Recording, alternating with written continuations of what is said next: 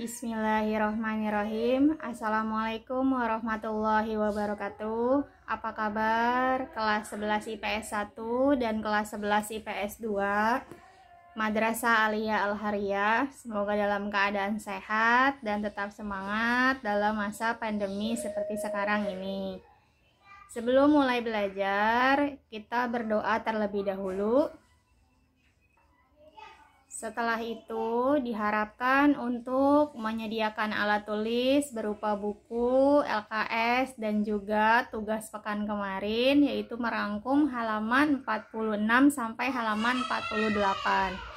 Agenda hari ini adalah menerangkan materi mengenai rehabilitasi dan reintegrasi. Setelah itu ada tugas, yaitu mengerjakan latihan halaman 48 bagian 1 dan 2, upload di KI3 e-learning sebelum waktu berakhir. Oke, kita mulai pembelajarannya hari ini ya. Kita akan mulai pembelajaran mengenai rehabilitasi dan reintegrasi. Rehabilitasi adalah perbaikan kedudukan. Jadi perbaikan kedudukan yang dimaksud di sini adalah pemulihan nama baik seseorang. Misalnya seseorang difitnah, kemudian rehabilitasi narkoba misalnya. Jadi tadinya mereka menggunakan narkoba, mengkonsumsi narkoba, kemudian akhirnya mereka direhab. Nah, memperbaiki keadaan sebelumnya. Kemudian adalah yang disebut dengan tujuan rehabilitasi. Apa sih tujuan rehabilitasi? Nah, itu adalah soal nomor 1. Jadi Ibu ulang, soal nomor 1 adalah tuliskan 2 tujuan rehabilitasi sosial. Sekarang kita masuk ke materi kedua, yaitu reintegrasi. Reintegrasi adalah usaha untuk membangun kembali. Jadi tadinya ada kehancuran, terjadi karena disintegrasi yang mengakibatkan anomi. Apa itu disintegrasi? Disintegrasi adalah perpecahan, kemudian anomi adalah melemahnya nilai dan norma dalam masyarakat, dan langkah selanjutnya adalah reintegrasi. Reintegrasi yaitu usaha untuk membangun kembali. Semoga bisa dipahami sampai sini. Kita akan masuk ke materi yang ketiga, yaitu transformasi sosial. Transformasi sosial adalah perubahan struktur dan fungsi suatu sistem sosial. Jadi perubahan struktur yaitu susunan dalam masyarakat serta fungsinya sistem sosial yang tadinya berubah karena proses disintegrasi.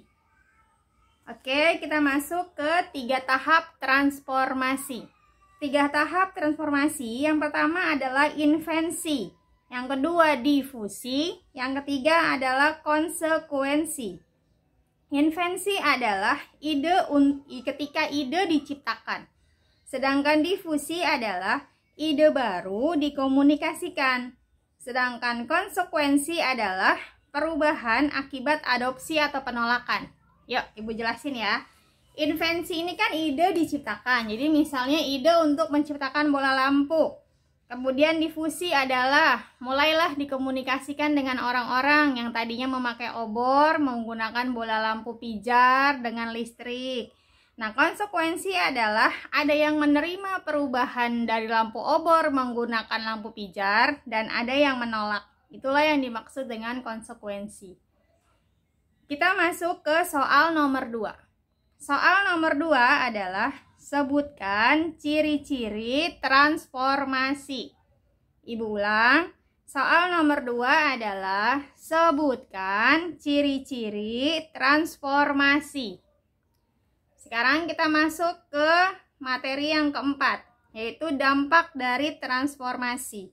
Dampak transformasi ada 2, yaitu dampak positif dan dampak negatif.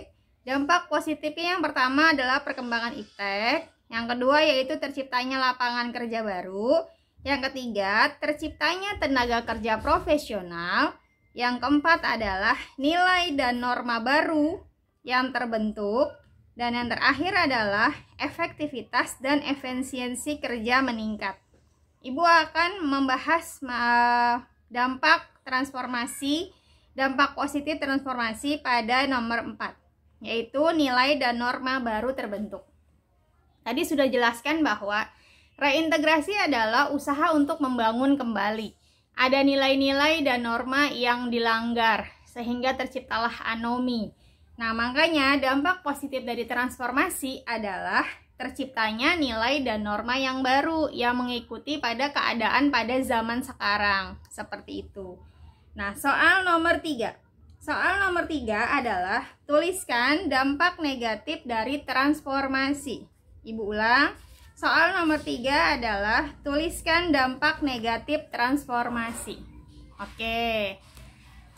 Sekarang Ibu akan menjelaskan mengenai penugasan. Jadi tugas pada pertemuan kali ini ada 2. Yang pertama adalah 3 soal yang terdapat dalam video. Dan yang kedua adalah tugasnya mengerjakan latihan halaman 48, Romawi 1 dan 2. Kamu foto dan kamu upload di KI3 e-learning sebelum waktu berakhir. Semoga bisa difahami, semoga bisa mengerjakan sesuai dengan ketentuan. Kita tutup pertemuan kali ini dengan mengucapkan hamdalah, alhamdulillahirabbil alamin. Kita membaca doa kafaratul majelis. Subhanaka Allahumma bihamdika asyhadu alla ilaha illa anta astaghfiruka wa atubu ilaik. Assalamualaikum warahmatullahi wabarakatuh.